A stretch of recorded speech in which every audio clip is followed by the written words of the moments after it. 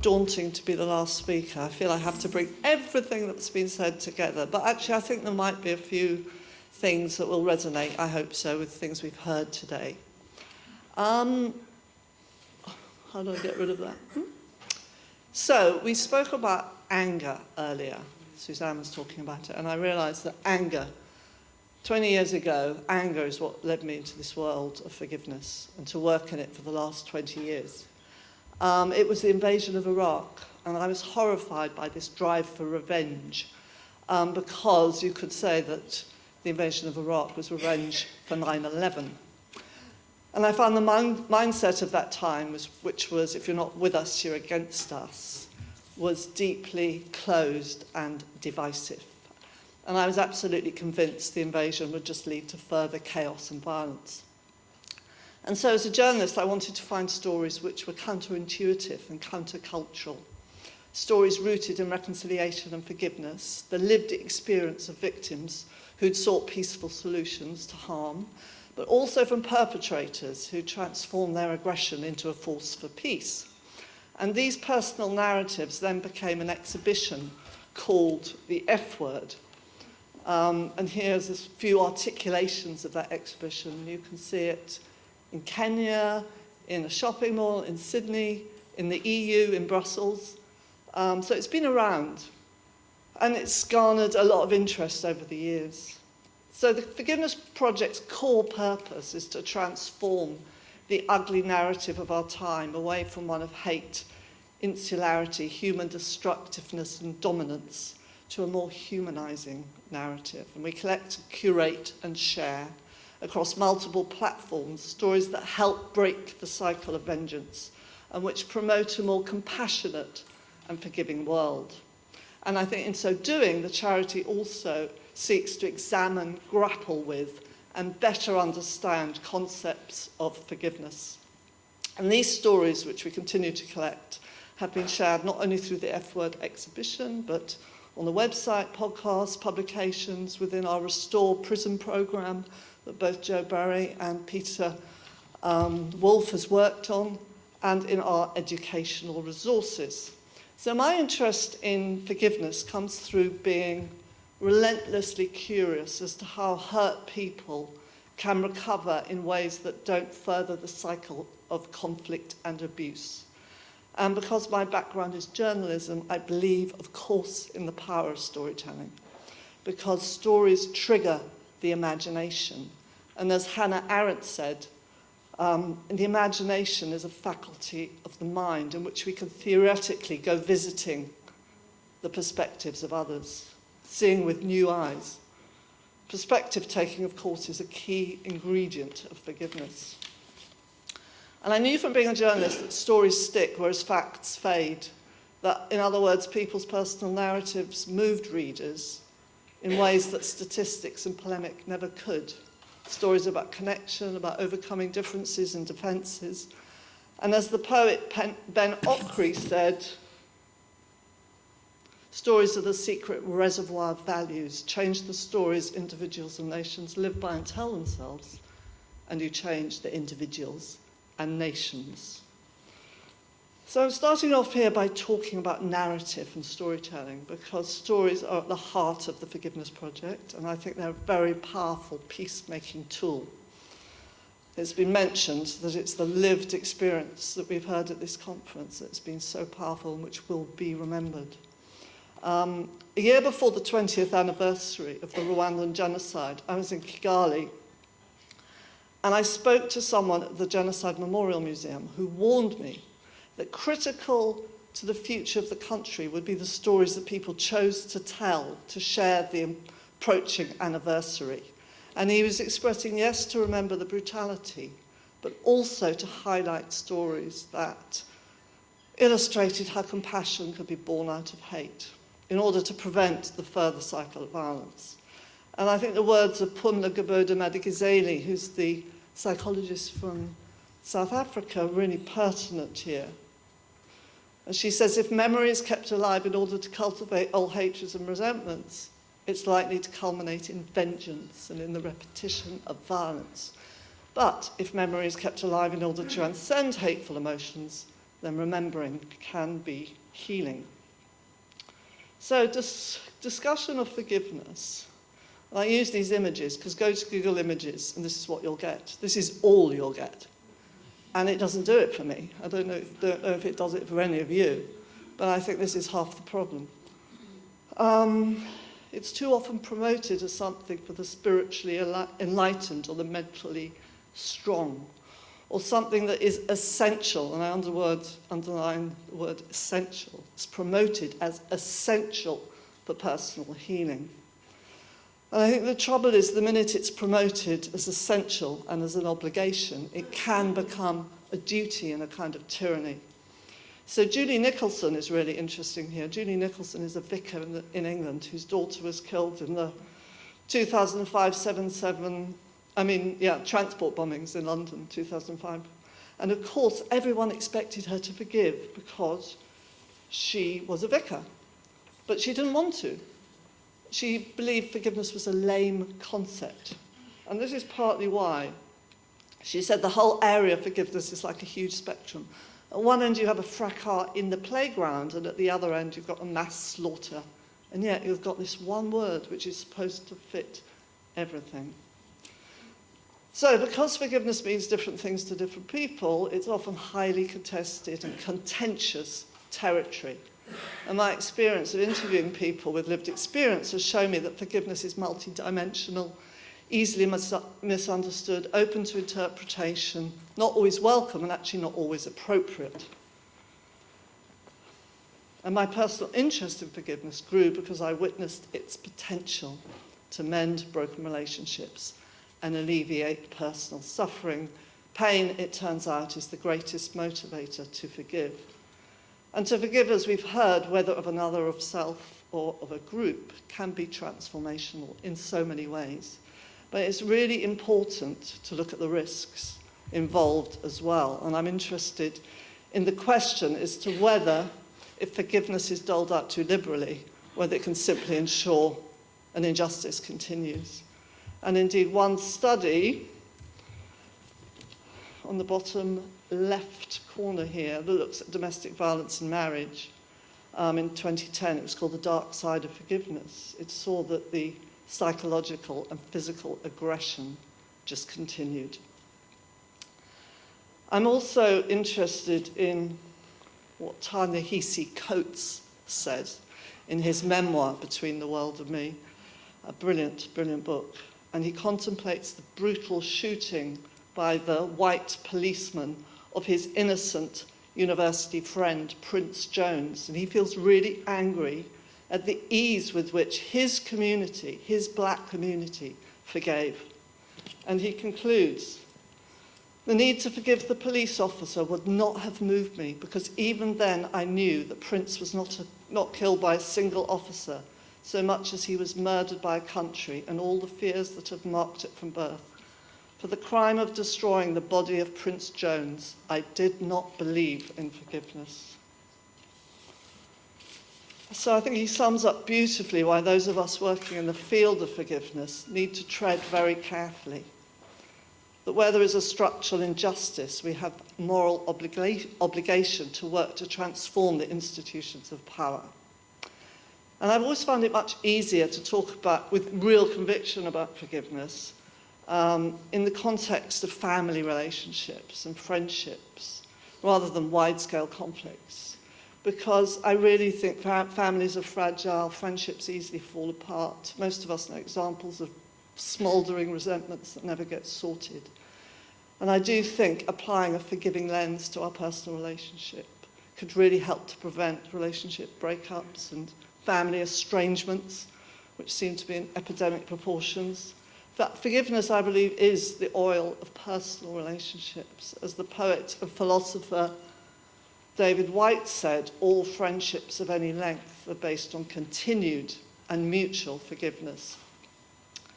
But the way I just want to approach the next half, really, is just, I was thinking about 5 things that I've learned over the last 20 years, things that have stayed with me about forgiveness. I just wanted to kind of present it like that. So the first one is that and you may disagree with this, but it's kind of what I've come to an understanding of this, that in the heat of battle, when things are ongoing, forgiveness will seldom flourish. It emerges later as a way of repairing what is broken. So I tend to think that in the heat of hostility, you know, whether it's parents divorcing and fighting over custody or a country fighting over territory, forgiveness isn't appropriate in a way, or nor is it a solution, because at these times people are hurting too badly and they're fighting to be right or to win or to destroy each other, actually. And so I think rather forgiveness is part of mercy, pardoning, and part of the aftermath, where the focus is on recovery, on mending broken hearts, on mending broken relationships, and ensuring the pain of the past doesn't become the path of the future. And I just want to illustrate that point by telling you about Stacey Bannerman, who's an American, and she's a victim of combat veteran domestic violence because her military husband came back from Iraq deeply traumatized with PTSD. He started shooting up crystal meths, he violently attacked her, he brought another addict into the house who stole her identity, and she lost everything. She ended up in a trailer. All her animals as well, who she'd loved, she lost. And yet she could quite quickly forgive her husband because she saw him as a victim of the Iraq War. She saw him as a victim of the state that provided no support for her husband. Who she could not forgive were the American public for supporting a war based on lies. And her anger boiled. She blamed the 76% of Americans who wanted the war and the 99% of them who sacrificed nothing for it.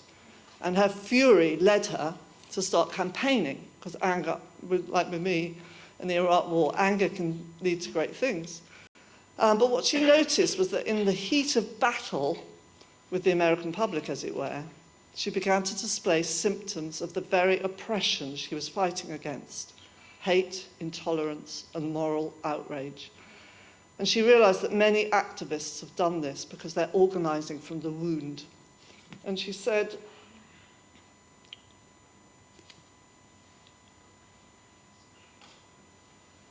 righteous anger is a legitimate, powerful motivator, but when moral authority becomes moral superiority, it's easy to demonize and attack. And so at this point, Stacey realized that the most difficult work of forgiveness had yet to begin. It was really forgiveness on a macro level, forgiving the society in which she lived and her fellow human beings, American citizens. She says, after I lost everything, I had to forgive everything, or I would live the rest of my life controlled by rage and the desire for retribution. And I love what she says next. She said, I had to decide that being reconciled to what had happened was more important than being right about why it never should have happened. What was critical to Stacey's change of worldview was she went to Oregon. She went and had a kind of restorative circle with just citizens from Oregon, where she spoke her pain, about her anger and disappointment. The women in her circles squirmed and listened, showed remorse and understood her.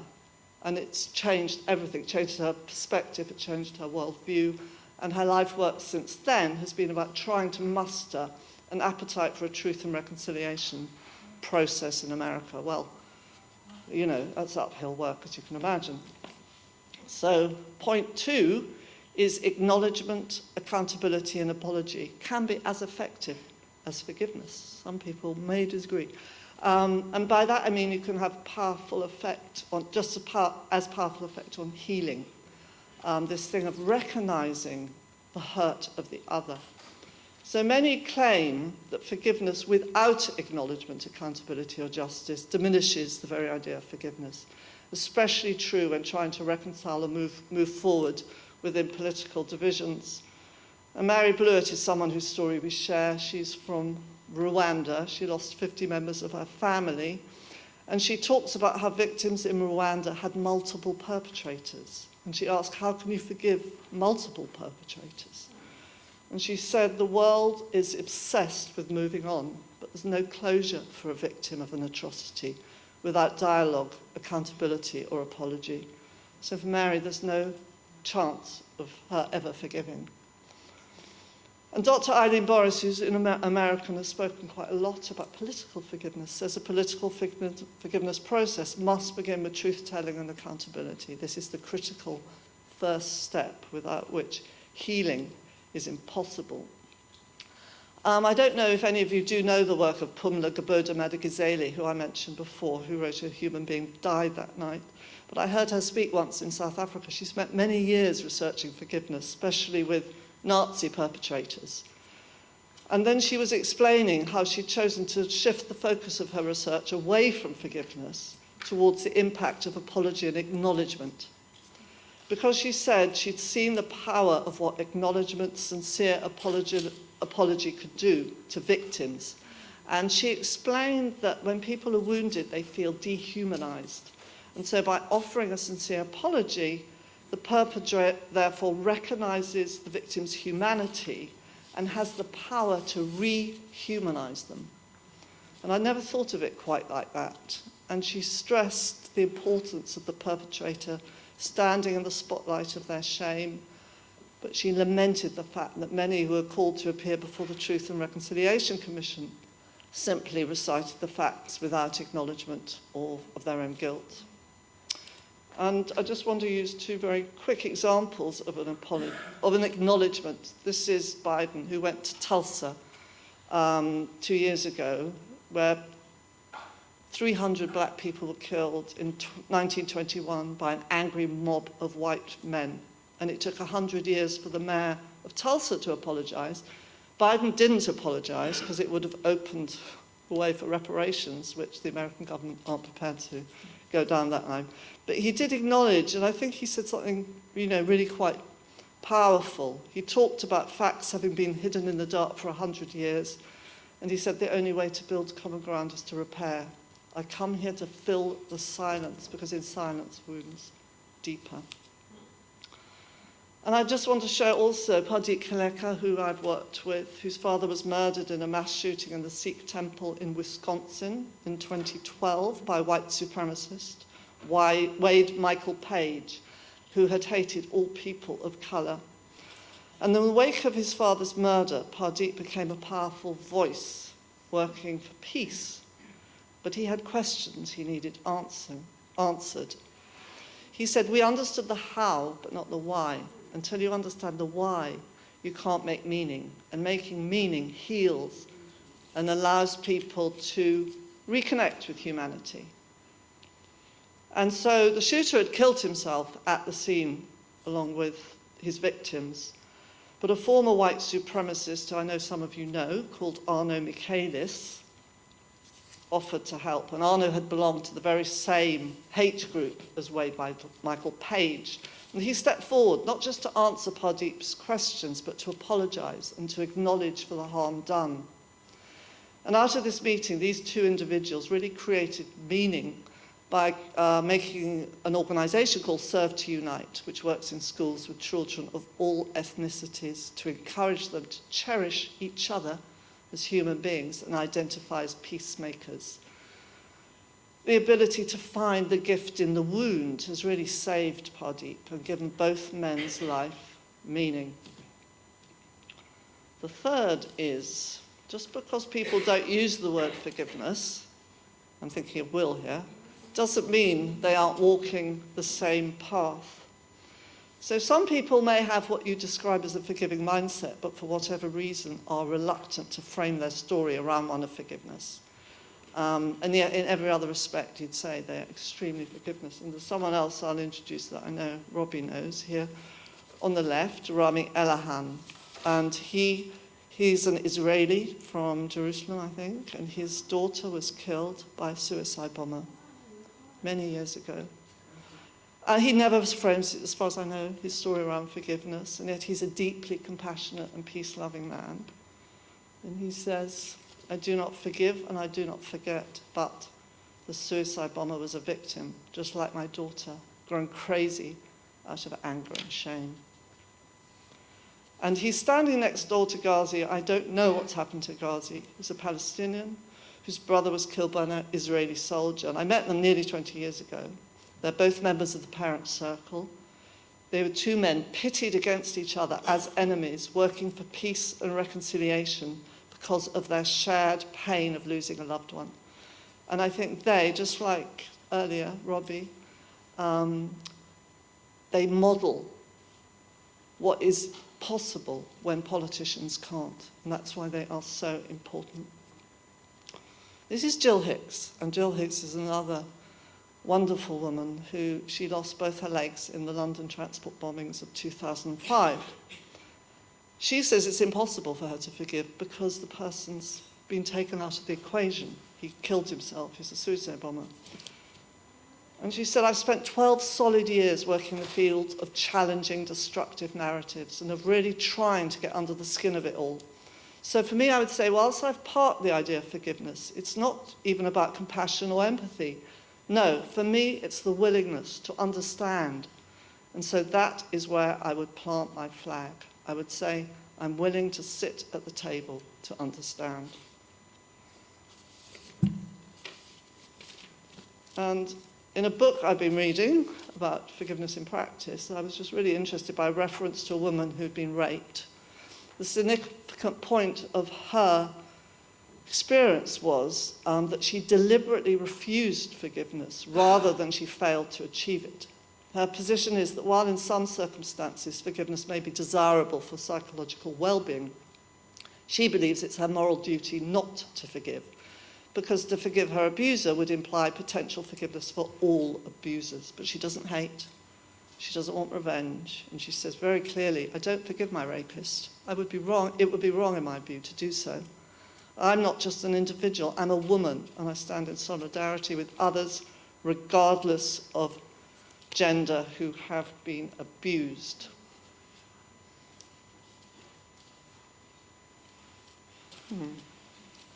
In the aftermath of large-scale conflicts, forgiveness can't be imposed from above, but rather should be initiated by individuals and their communities. So I was talking to, a long time ago, one of the architects of the Truth and Reconciliation Commission, and he said that they'd actually had thought about making forgiveness mandatory. And then he said, thank God we saw sense. And he laughed, you know, and even without that, the TRC, notwithstanding its success in preventing further violence, was criticised because perpetrators of gross human rights violations were not made to physically repent. Amnesty, someone was speaking about this earlier, amnesty was given freely. I want to just introduce you to Jude White, who's from Northern Ireland, and he's a Catholic, and his mother, Peggy White, was murdered outside the family home by Protestant paramilitaries during the sectarian troubles when he was a young man. Before the murder, they'd actually tried, the UVF, the paramilitary group, had tried to kill his mother and failed, and he'd blown himself up instead. And as he lay in the pavement outside the house, Peggy White had told Jude to go inside and get a pillow for the bomber's head. And he said this sort of mirrored a forgiving act, which he held on to all his life. And so later, when the UVF terrorist group succeeded in his killing his mother, although at first he was destroyed, he said he became a bad father, a bad husband, and a bad lecturer. That's what the job he did. Eventually, he chose forgiveness because he'd had a mental and physical collapse, and he knew he had to find another way of doing things because what he was doing wasn't working. And he says, forgiveness for me was both a pragmatic decision and an emotional feeling. It had nothing to do with religion. It meant that I lived a lot easier. I slept a lot better. You could say my revenge for the murder of my mother is my forgiveness, but because it has given me strength. And while Jude could be seen as a forgiveness advocate, he would never push it on anyone. For himself, however, being able to forgive has been a lifeline. And in terms of the wider unresolved political situation in Northern Ireland, he believes it could be a lifeline too. However, he holds no hope that it could be used as a strategy for peace building for this reason. He says, I still know a lot of people for whom the totality of their existence is the events that happened several decades ago. It's time to move on. If the dead could speak to us now, they would say, forgive. But most people don't ever forgive because they see it as stampeding all over the memories of their loved ones. I don't know if anyone's heard of this organisation called Fambletop from Sierra Leone. I just use them as an example of community work after the Civil War, brutal and protracted. And it's a community event, initiative, that holds sort of bonfire rituals where people come. Perpetrators were basically ending up back in the villages, living next to the families who they, committed abhorrent crimes to. And this was a way of, bringing people out of prison and building reconciliation, essentially, but it was directly through forgiveness ceremonies. I think punitive, retributive justice is so often impractical in societies recovering from the divisions of war. And so civic reconciliation becomes a vital ingredient in preventing a repeat of the bloodshed. So when the Civil War raged and ravaged the country, the political motivation had been fight and divide. But now the incentive was to reconcile and forgive for very practical reasons, because the villages needed cooperation and collaboration in order to thrive. The last point I want to make, which is kind of obvious in a way, is forgiveness can be an act of self-protection and self-preservation when nothing else helps. And it's the nothing else helps that interests me here. Alexandra Assaili, who's the creator of the Garden of Forgiveness in Lebanon, once shared this quote with me. She says, "It is the responsibility of the living to heal the dead." And her point is, if we don't lay to rest long-standing resentments and forgive old wounds, the past will always haunt us. Because conscious and unconscious grievances are passed down to each new generation, from teachers to pupils, from parents to children, through the media, through politicians. And Assaili's point was that if peace will never become a reality unless these ancient hatreds can be transcended. She's actually making a very similar point to the German political theorist Hannah Arendt, who said, "The only antidote to the irreversibility of history is the faculty of forgiveness." And she's talking about the power of forgiveness to change the narrative when nothing else can.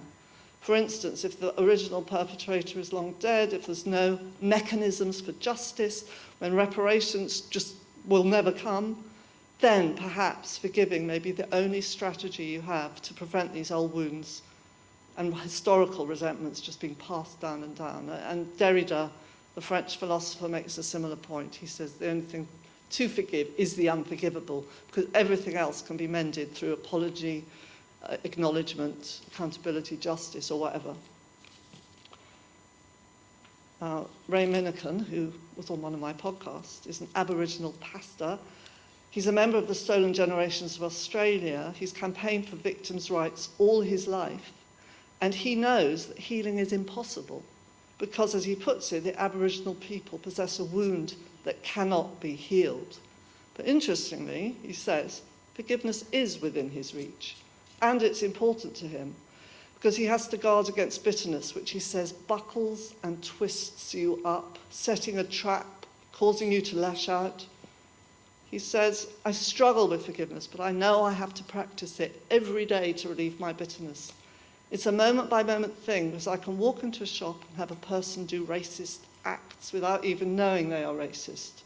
And when that happens, I have to walk away and deal with my rage and anger and learn to say, okay, Ray, forgive that person. If I didn't forgive, then the past would always be present. And I've always really appreciated what Professor Duncan Morrow, who's a lecturer in politics in the University of Ulster, said when he talks about the intractable and unchangeable nature of sectarian conflicts. A little like here. Warning of the limits of justice when opposing groups disagree as to who is the victim and who is the perpetrator. And also, what body do you acknowledge has the best way of meting out justice. You may not agree, then it all becomes very impossible. And he says something really lovely, I think. He talks about the impossible and yet essential need for forgiveness. It sort of shows the dichotomy, the sort of impossible nature of it all, you might say. So, in a way, the responsibility rests with all of us, I think. You have to come back to yourself, whether in your families or your communities, in the stories we share and choose to tell, in the labels and language we use, and the actions we take. I had ended there, but I just want to share one final thing. Yes? Oh, I had wanted to share this. This is the end of the quote. It is the responsibility of the living to heal the dead. Otherwise, their unfinished business will continue to play out in our fears, phobias, and illnesses. But the last thing I wanted to show you is something called the trauma healing map. It's just a sort of, I discovered this, someone presented it once actually in a workshop, and then I found it online, and I did a little research into it. It's called the trauma healing map, but it used to be called, interestingly, 7 Steps to Forgiveness.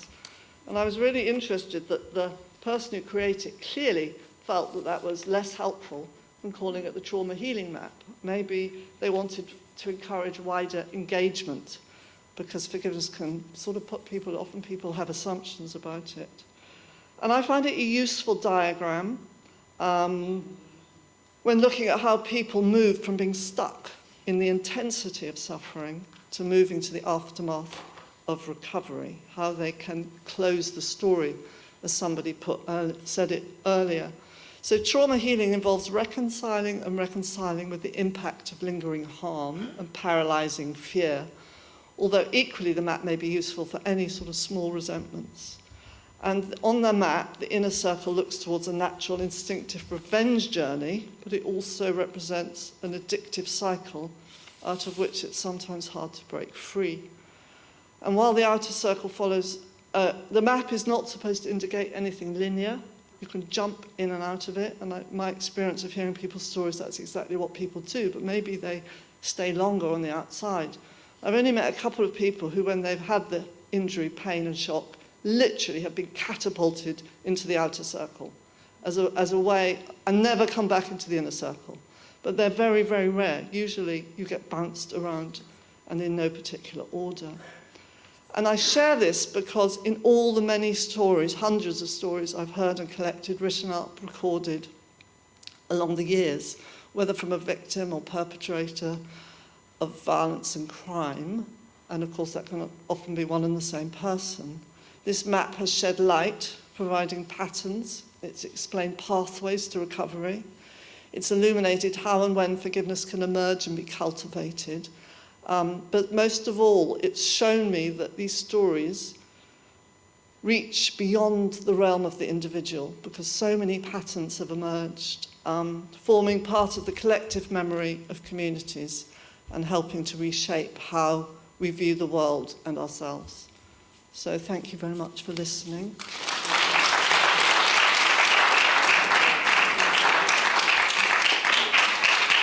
Question, or have I run out of time? Yeah, 5 minutes. Yeah, well, if there are any questions or comments. I always like comments.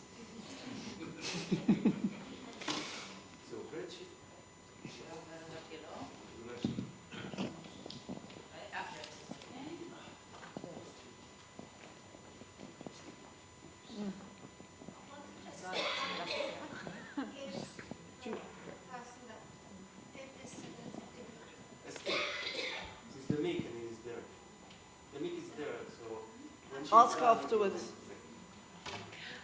I just want to give a very brief comment and just say that I think that we sometimes don't recognize the power that forgiveness stories have, because people are so polarized around this topic. There's so much heaviness and then so much freedom embedded in all of it. And so I just want to say that this work of collecting the stories helps us to be able to see the position of other people, and to allow us to have more awareness and even to create a bit more psychological safety in our own thinking around the sensitivity of forgiveness. So I want to thank you for the work. Thank you for that. Thank you. Esty was going to ask something, yeah? Esty, wait. Wait, Esty.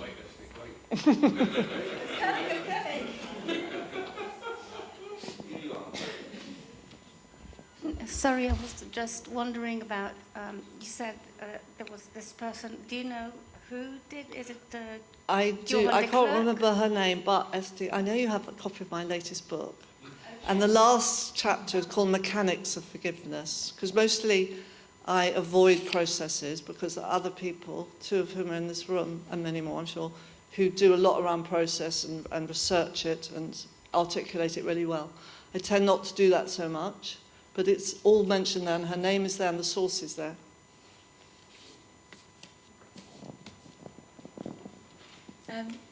This is really interesting, this trauma healing map, and I was just wondering whether... It doesn't work. Oh. Hello? Hello? Yeah, that's fine. Yeah, now? Good. I'll speak louder as well. First of all, it's really interesting to hear, so thank you. And I was just, this trauma healing map is really interesting because I've never seen this before. We talk a lot about the victim recovery cycle and the compass of shame, and I was wondering whether you feel like this is almost a combination of the two, or whether it's kind of a separate thing entirely. I think it definitely includes that, and it probably includes hundreds of other things, and I'm sure it resonates with, parts of it. What I particularly like about it is, it's not a stage thing, it's not a step thing. Yeah. One thing doesn't lead to another, and that you can jump in and out of it. That feels very real to me. Yeah. The kind of like cyclical nature of it that you can... but Yeah, I agree. Shame, is shame mentioned? That should be. So I've adapted this, by the way, from the one on the internet. Thank you so much. Yeah. Good? Thank you very much. Yeah.